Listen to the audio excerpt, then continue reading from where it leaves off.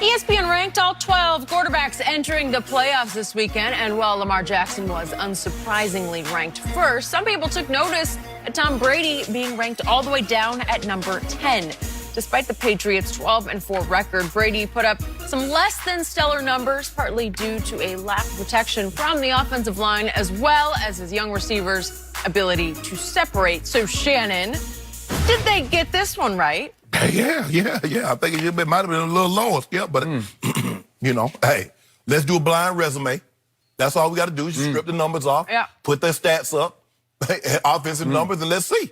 Let's see if you're 29th in completion percentage, you're 20th in QBR, you're dead last, and you're almost dead last in yards per attempt. Just put that up there, Jenny. Now, see, you can't do that because, see, you had to put that Brady, had to put the Brady on the back, and he's a 6-time Super Bowl champ, and he's won 4 MVPs. So then it starts to cloud your judgment. Judge it on this year, Skip Bayless. That's all I ask you to do. And they finally starting to do what I've been asking you to do for the longest of time. Skip, he's been inconsistent. He's been erratic, and he's not the reason they made the playoff.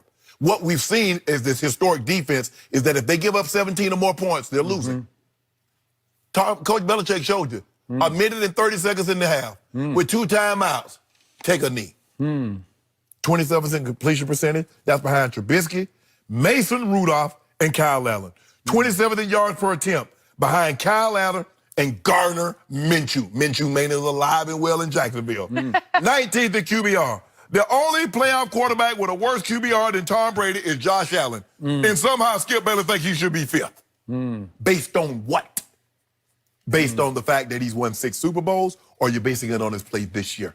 That's what I do, Skip Bayless. What Tom Brady has accomplished, he's accomplished. I would never try to wipe that off his resume. But what I will do is critique his play in 2019, and it has not been good. You know that, and finally Pro Football Focus graded him accordingly. This was actually ESPN. They definitely got it right. Now, you know they don't want to say anything bad about Tom, because you know you say anything bad about the Patriots, they won't let you get no interviews. They already put you in a dark closet, and then make you wait your turn. So you get no access to them. Yep. So what if we did a blind resume on supporting casts of the current playoff teams? Let's do that. Where would New England rank in supporting casts? It would rank dead last by far. It wouldn't even be close. If you start ranking offensive line, Pro Football Focus ranks Tom Brady's offensive line 14th, which I think might be a little high, actually. Then we could start doing running game, which ranks middle of the pack. We could rank wide receivers, who are near the bottom, and we could rank tight ends, who are at the bottom. And if I could read what Pro Football Focus actually wrote about Tom Brady, you just referred to him, so I'll refer to him now. Way to go, Pro Football Focus. Tom Brady has played relatively well, all things considered, having generated a little under 2 wins above replacement. I know that's like a third-level stat, but given what he's had to work with, that's pretty great. However, the rest of the group has been a nightmare, says Pro Football Focus. A nightmare on the supporting cast. Since being acquired from Atlanta for a 2nd-round pick, Mohamed Sanu has averaged less than 1 yard per route run and only 8 yards per catch. That's bust stats right there. That's what that is. That's a bust. I told you that. Okay, fine. So you're accepting that as no supporting cast, and he was the key new addition in place of Josh Gordon or Antonio Brown at the wideout position. Again, they're tight ends in place of Gronk. You can't even name, except for maybe Benjamin Watson, who's 39 years of age. You like that, Mr. Sharp? No next man up for Gronk. Way to go, way to go.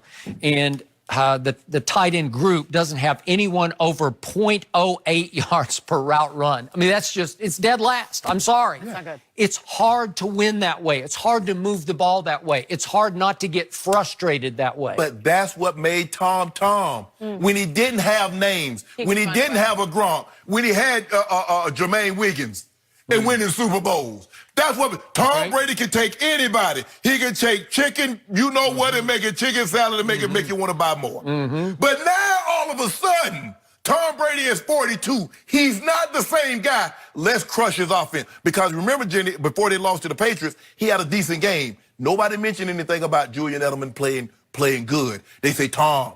But this is the problem that I have with everybody in Tom Brady. When he plays bad, he has nobody. When he plays good, Tom, Are those people playing with him when he plays good and not when he plays bad and not when he plays good? Because I'm confused. Well, he used to have Julian Edelman, who was pretty good, and I made the case he belongs in the Hall of Fame just off his postseason production. Okay. And it's lengthy, So but it's impressive. So he's with Tom Brady, It's right? sort of like LeBron-esque. It's over time. It's a longevity record. Stop that. It's a longevity record where you just played so That's long. blasphemy. You being overly disrespectful, putting Julian Edelman and LeBron James.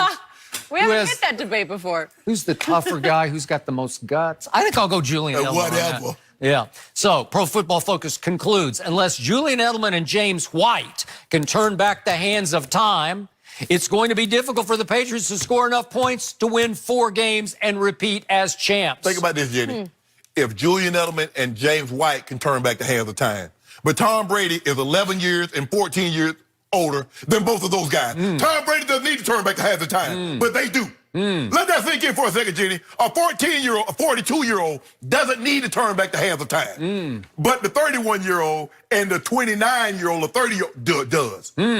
So what do Julian Edelman and James White have in common? They're miniature at their position. They're little miniature guys. Hello. That's what you got. So do you get less points for a touchdown if you're under 6 foot tall? No. Yeah. Skip, don't do that. The little guys are getting old, and Julian Edelman at 33 is a battered shell of himself. Whoa. He's a high-contact player. Jenny, if you don't mind me asking, Jenny, because, I'm trying to search my What are you stats. I looking got to for? go back. Who was Super Bowl MVP last year? Oh, that guy. Hold on. If the Super Bowl, Edelman guy. so let me get this. Julian Edelman was Super Bowl MVP almost a year ago. Now he's still. So what is he 33 or 43? So here's the point of this. If I could take Tom Brady right now at age 42 and put him on a bunch of those teams Jenny has on this list above his 10th ranking, they would be better off right now with Tom Brady. Not Lamar's team, which is number 1, because he couldn't do what Lamar does in that offense, obviously. But then what starts happening? What's 2? 2, we've got Russell Wilson. I think he would be better right now than Russell Wilson. I just do. Russell Wilson has declined over the last 6 or 8 games. I remember when Peyton Manning used to have the argument. Said, man, I sure wish I had Bill Belichick as my defensive coordinator and had that defense. I sure there was a lot of guys that played Tom Brady when he had Belichick. Jenny, but who's now all third of a on your sudden, list? Drew Brees. Drew Brees, I'll give you Drew Brees. I think that'd be a push. Who's 4th on your list? My homeboy. No, it'd be close. But listen, if you gave Brady those weapons, it would be devastating what he does because he would be more consistent than Mahomes. We got to throw the ball. Sometimes you got to throw the ball 60 yards down the field. He ain't got that kind of arm. Yeah. This is one that I thought was Tannehill ranked above him. What do you think Tom would do if he were on the Titans on Saturday night? What do you think would happen? And Tannehill were on the Patriots. It would be a blowout. Hold on. It would be a wipeout. The Patriots aren't very good because they're not very good on defense anymore. Whoa. They might not have been very good on defense anymore, but the Patriots have never been good on offense this year. Let me take that back, Jay. Let me take that back. I want to take it back. Pittsburgh. Boy, they mopped the floor with Pittsburgh first game of the season. Mopped the floor with them. But ever since then, Skip, what about that? Yeah, but what did you tell me about my Cowboys? They just piled it up against bad teams. So did New England on defense. They were historically great against bad teams. And then what happened? When you going to pile it up on good defenses? Your offense, when are you going to do that? Well, Tom Brady looked really good against Buffalo, but it was a good defense. Really? It was a game they had to win. The first win. game or the second game? No, the one 2 games ago. Oh, but they played Buffalo twice. Yeah. So are we going to disregard that? Well, they won the first game. Are we going to disregard that 25? Deshaun Watson, 6. I like Deshaun, so maybe it'd be a push. With that offensive line? Oh, you make it seem like Deshaun Watson got a great offensive line. No, he doesn't. Who's next? How about my guy, Mr. Cousins? Kirk Cousins. So, come on, Tom Brady or Kirk Cousins? Seriously? Skip. Is it even a debate? Next. Is it even a debate? Guess who? Weds. Hey, you give the Eagles Tom Brady right now, and it'd be look out above. Hold on, Skip. You do realize he's throwing the guys he's throwing to are undrafted free agents, like the guys that you have. Yeah, I love Little Ward Jr. Oh, you love him now. Oh, you love him now. And you know what? Boston Scott is electric. Boston Scott. Wow. Yeah. I mean, one guy was Tom Brady would have a ball with him. Now, Tom Brady has a guy that's won Super Bowl MVP in Julian Edelman, and another guy that has a playoff record, Super Bowl record, 14 catches in a game. But now all of a sudden, these are the same guys that Tom Brady won with. But now all of a sudden they nobody. You see that? You know that, Jenny? When Tom Brady plays bad, he got nobody. Tom Brady Tom Brady won 6 Super Bowls. They ain't mentioned nothing about Julian Edelman. They ain't mentioned nothing about James White. That brings us to 9th on Jenny's list by ESPN, and it's Jimmy G. The man Bill Belichick wanted to replace Tom Brady with. That's why. If you gave San Francisco Tom Brady right now, it would be over. They would go win the Super Bowl right now. Coach Belichick says, I know. Yeah. That's why I wanted to keep Jimmy G, because it would be over if I had next year, Jimmy G. I'm going to say good luck to Bill Belichick with Jared Stidham. Good luck. Good luck, because I can't wait to see Tom Brady with the L.A. Chargers as they enter into their new stadium era out here in Los Angeles. Coach Belichick goes up to Mr. Kraft's office and shows him what Jimmy G has done. And he says,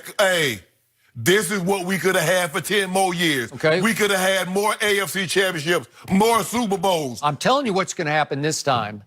Mr. Kraft is not going to be forced to intervene on Tom's behalf because Tom ain't going to be there anymore. It's his choice. It ain't his choice. First time in his life, his pro football life, he is a free agent when it's over. Who did that? We did that. Okay? No, he did it. He did it.